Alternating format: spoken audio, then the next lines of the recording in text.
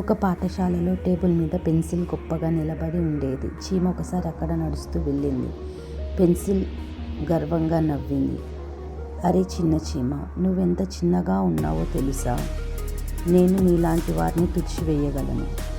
చీమ నవ్వుతూ, సరే పెన్సిల్ గారు, నేను చిన్నవాడినే అయి ఉండవచ్చు, కానీ అవసరమైనప్పుడు నేను ఉపయోగపడతాను.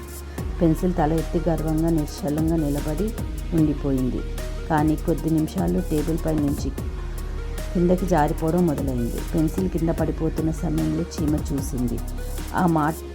ఆ మాటలకి బాధపడకుండా వెంటనే పరిగెత్తి తన చిన్న శరీరంతో పెన్సిల్ను కిందకు పడకుండా అడ్డుకుంది. పెన్సిల్ ఆశ్చర్యంతో, ఓ చీమ, నీవు నాకు సహాయం చేశావా? నేనైతే నిన్ను అవమానించాను. చీమ నవ్వుతూ, అది సరే, కానీ నిజమైన స్నేహం చిన్న మనసు కాదు, పెద్ద హృదయం కావాలి. అప్పటి నుంచి పెన్సిల్ గర్వం వదిలేసి చీమతో మంచి స్నేహితురాలుగా మారిపోయింది.